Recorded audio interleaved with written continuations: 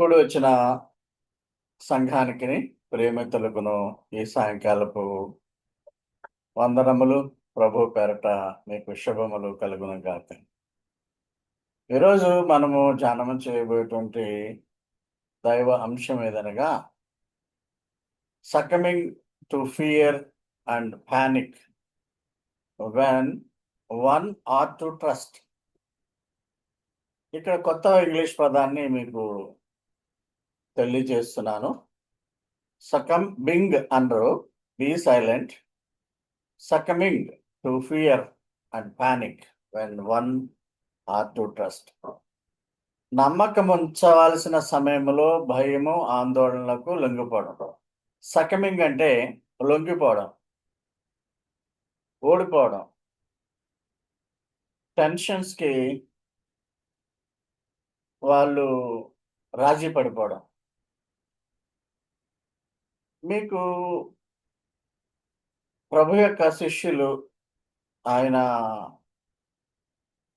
11 మంది శిష్యులు, 12 మంది శిష్యులు, ఇస్కరియోతు మినహాయించి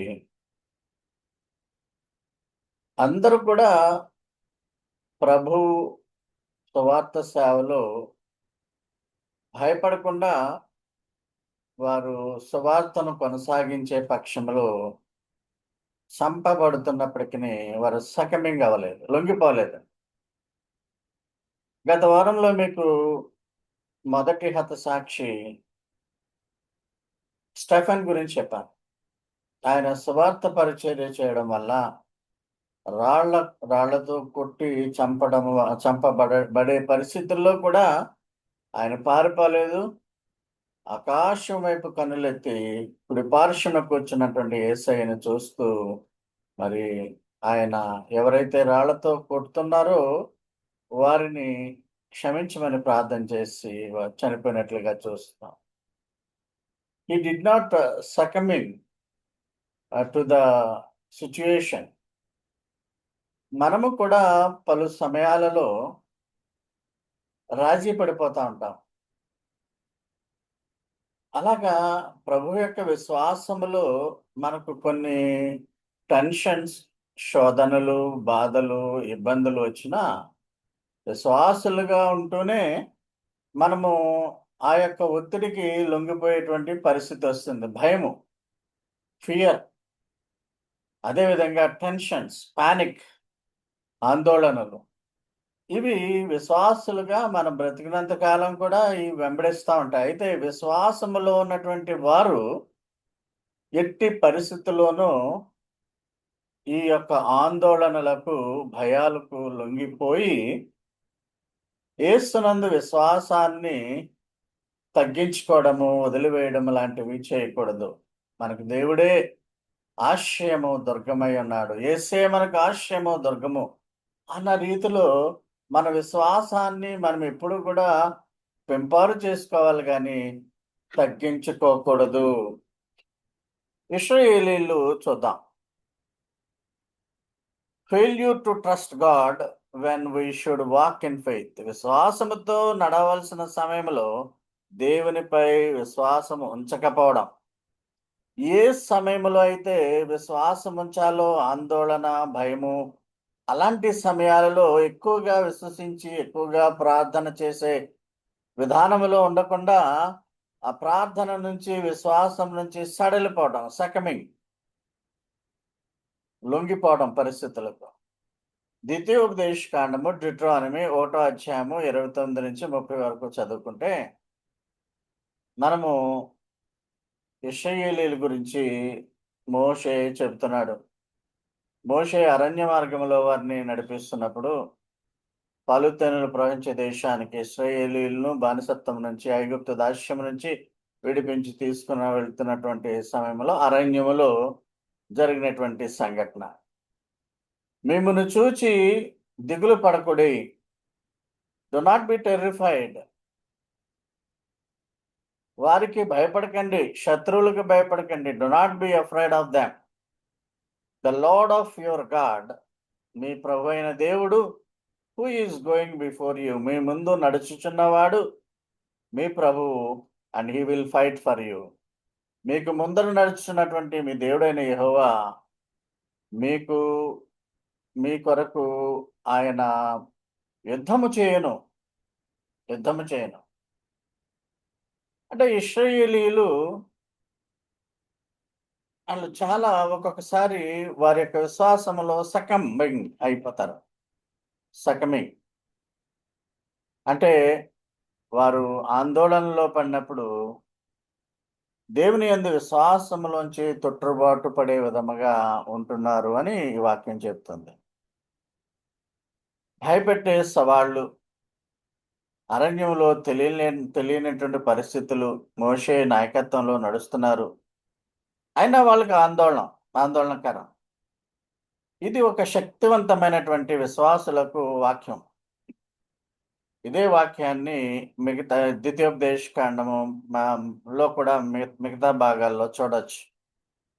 భయాన్ని విడిచిపెట్టి ఒక స్థిరమైన విశ్వాసములో కలిగి ఉండమని మోషే వారికి చెప్తున్నాడు. ద్వితీయోపదేశ కాండము 3:22లో మనం చూస్తే, మీ దేవుడైన యెహోవా మీకు పక్షముగా యుద్ధం చేయవాడు గనుక వారికి భయపడవద్దని ఆజ్ఞాపించితిని.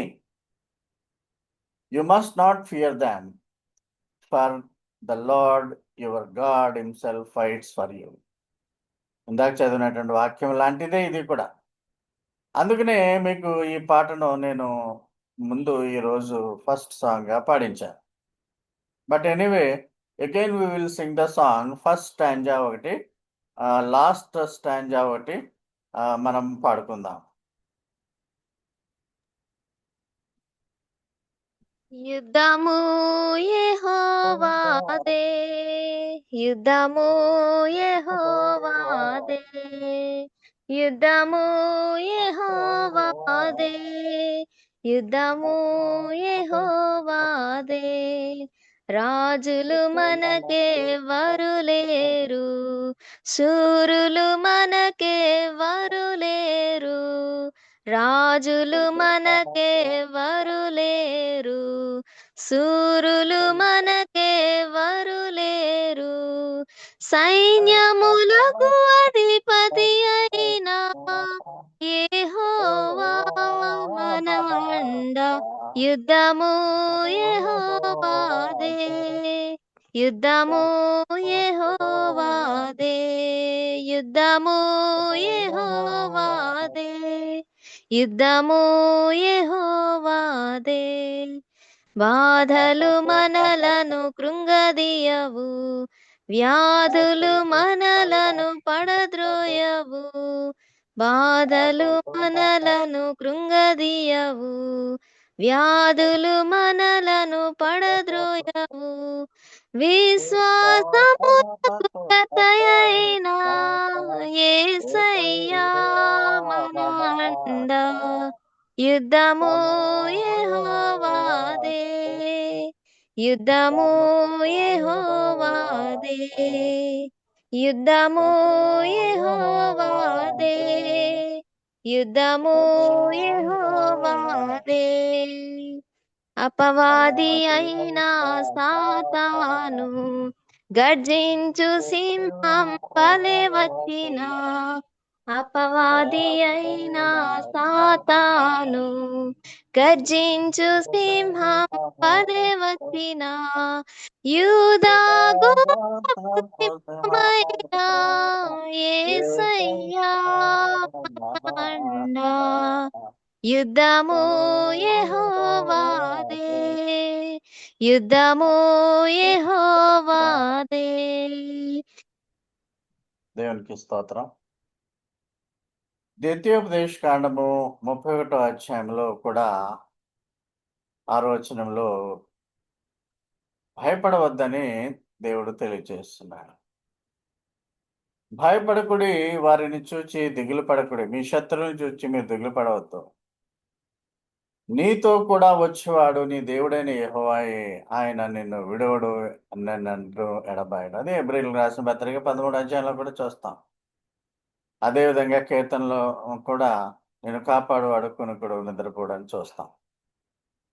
8వ వచనంలో మనం చూస్తే నీ ముందర నడుచువాడు యెహోవా, విశ్వాసులు అలా ఫీల్ అవ్వాలి. విశ్వాసులు ఎప్పుడు ఒంటరి వారు కాదు. మీ ప్రక్కనే అన్నాడు. మీ ముందుగా ఉన్నాడు యెహోవా దేవుడు, యేసు ప్రభువు. ఆయన నీకు తోడై ఉన్నాడు.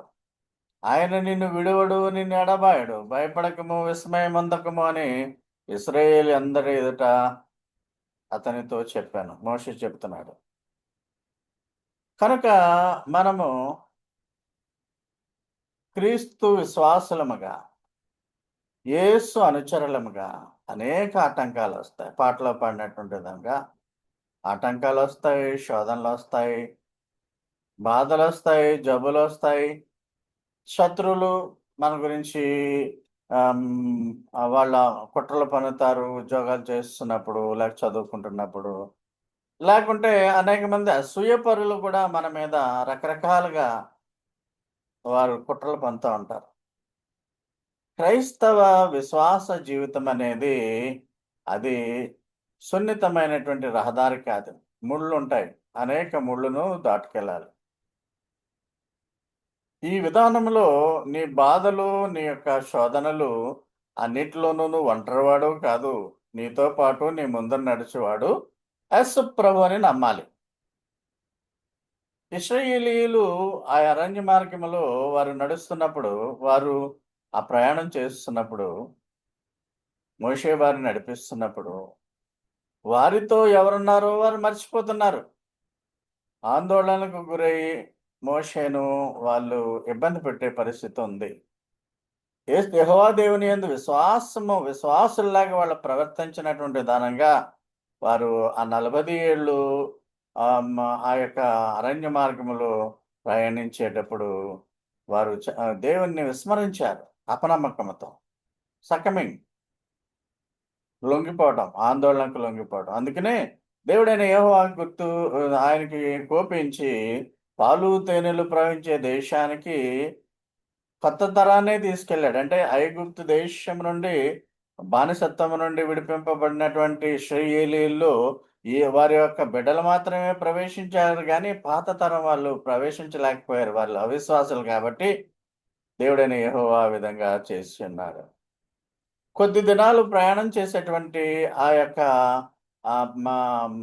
యాత్రను లేక ఆ యొక్క రహదారి 40 సంవత్సరాలు ప్రయాణికుడిగా చేశాడు. వారి యొక్క విశ్వాసం వల్ల ఆ విధంగా వాళ్ళు ఇబ్బంది పడ్డారు.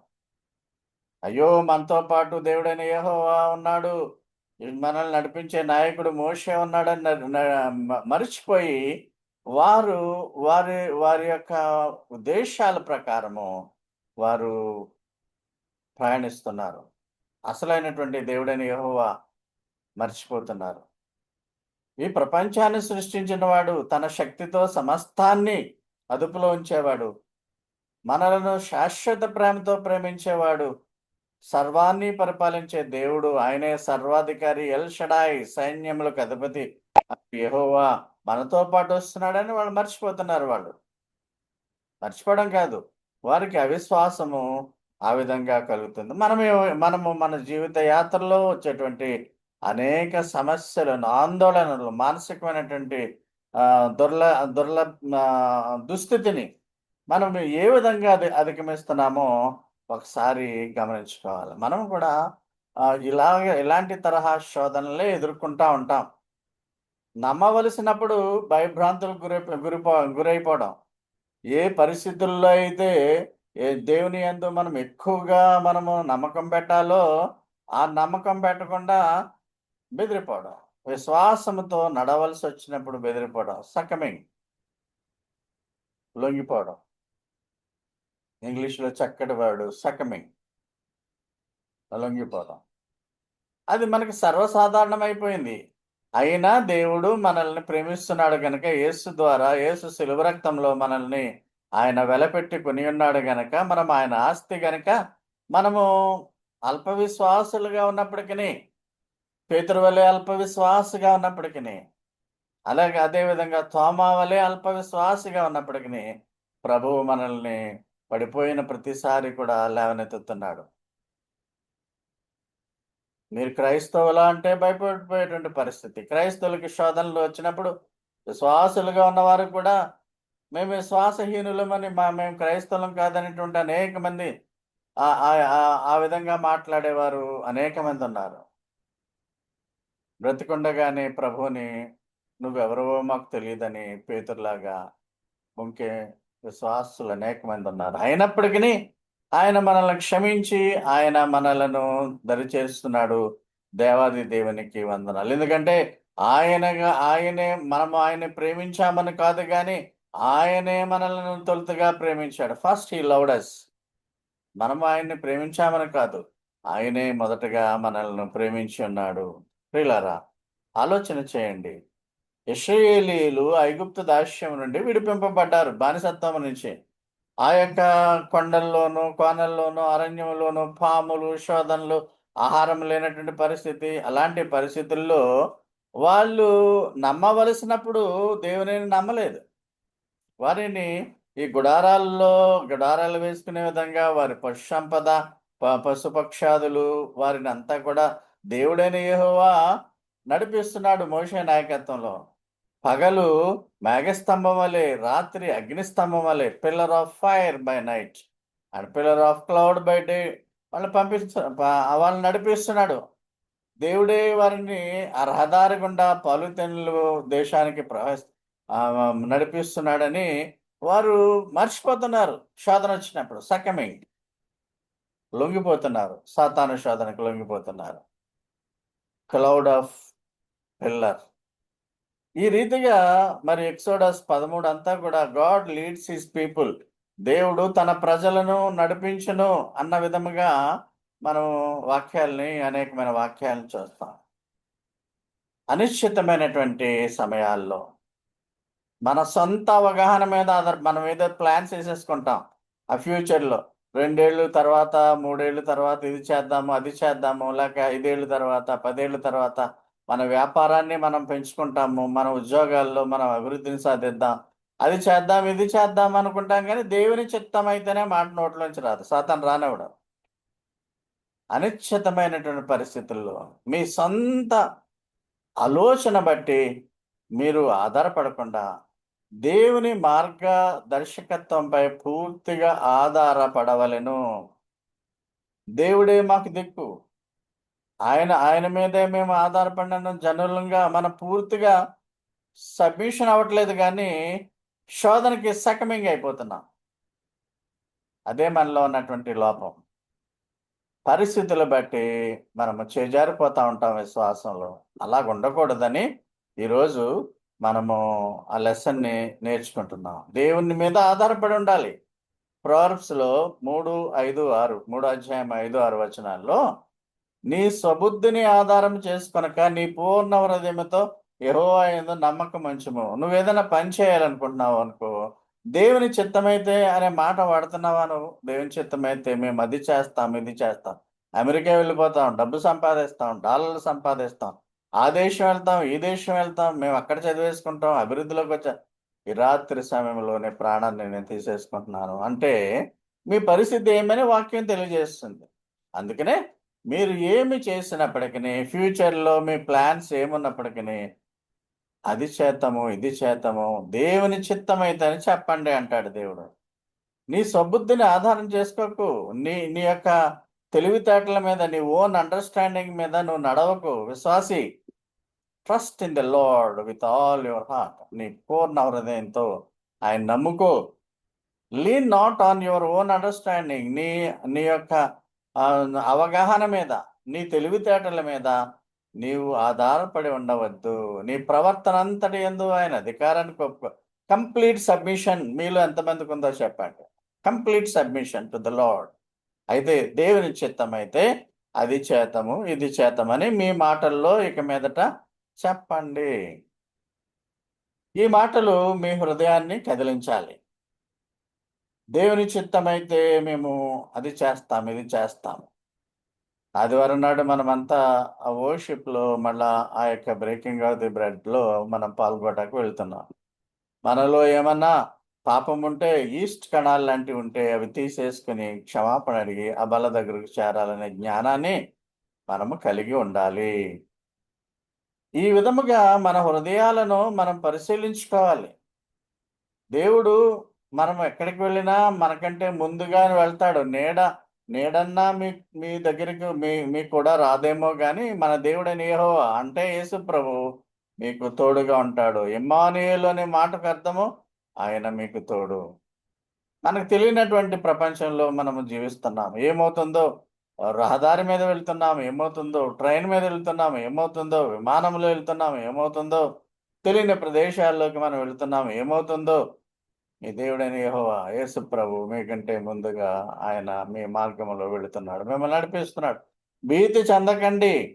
ప్రేమతో, శక్తితో ఆయన మిమ్మల్ని నడిపిస్తాడు. నమ్మండి. మీరొక ఆపరేషన్ థియేటర్‌లోకెళ్తున్నారు. ఒంటరిగా వెళ్ళాలి. దేవుడే నీకు తోడు. గాఢాంధకారపు లోయలో నేను ప్రవేశించినప్పటికిని ఏ అపాయమునకు భయపడనని కంటతా వాక్యాలు వల్లిస్తా ఉంటాం. మరి దాన్ని ప్రాక్టికల్‌గా ఇంప్లిమెంట్ చేయాలి కదా! Succumbing to the situations, succumbing to the terror, succumbing to the troubles. అంటే మీకు శోధనొచ్చినప్పుడు, ట్రబుల్సొచ్చినప్పుడు, లేక టెస్టింగ్ టైమ్స్ ఒస్తాయి మనకి. కొన్నిసార్లు మీరు క్రిస్టియన్స్ అని కాదని చెప్పవలసిన పరిస్థితులేర్పడతాయి. ఎవరు గూడా హతసాక్షులెవరు గూడా మేము యేసుప్రభు విశ్వాసులం కాదని చెప్పలేదు వాళ్ళు. ఎందుకంటే వాళ్ళకి ప్రాణము కంటే మరి పరలోకము యేసుతో భేష్ అనిపించుకునేటువంటి దాని కొరకే వారు చూశారు. శిష్యులు చూశారు. అనేక మంది ప్రెజెంట్ జనరేషన్‌లో గూడా యేసు ప్రభు అంటే ప్రాణము పెట్టేటువంటి వారు కూడా ఉండడం బట్టియే మనము సువార్తను వారి వద్ద నుంచి వినగలుగుతున్నాం, విన్నాం. అలాగే మనలో కూడా ఒక స్ట్రాంగ్ ఫెయిత్‌ఫుల్ క్రిస్టియన్స్ మనలో అందరము ఆ విధంగా అవ్వాలని దేవుడు కోరుకుంటున్నాడు. Trust the one who leads with love and power. ప్రేమతోనూ, శక్తితోనూ ఆయనను ఆయన మిమ్మల్ని నడిపిస్తాడు. నడవండి. కనుక మీరు ఎప్పుడు ఆయనను నమ్మాలో అప్పుడు నమ్మకుండా ద్రోహం చేయకండి. ఇస్కరియోతు యోధా వలె. ఇస్కరియోతు యోధా నమ్మవలసిన సమయంలో నమ్మకుండా ద్రోహం చేసేసాడు. పేతురు కూడా ఆల్మోస్ట్ అలాంటిదే చేశాడు. కానీ ఆయన మళ్ళా క్షమించబడ్డాడు. ఇస్కరియోతు యోధా క్షమాపణ కూడా అర్హుడు కాలేకపోయాడు. మనము పేతురులాగా ద్రోహంగా ఉండకూడదు. ప్రభువంటే తెలియకుండా తెలీదు అని అనకూడదు. ఇస్కరియోతు యూదా వలె మనం వెండి నాణాలకు ప్రభువు నమ్మినట్లుగా ఈ క్రైస్తత్వాన్ని మనము ఆ విశ్వాసాన్ని వదులుకోకూడదు. తోమ వలె నువ్వు నిజంగా లేసావా అని మనం అడగకూడదు. We we we we build up on a strong faith of Jesus. యేసు అనేటువంటి ఆ యొక్క పునాది పైన మనము నిలబడి ఉన్నాం కాబట్టి నీవు నీ సొంత బుద్ధికి పై ఆధారపడి ఉండక దేవుని యొక్క శక్తిని నమ్ముకో.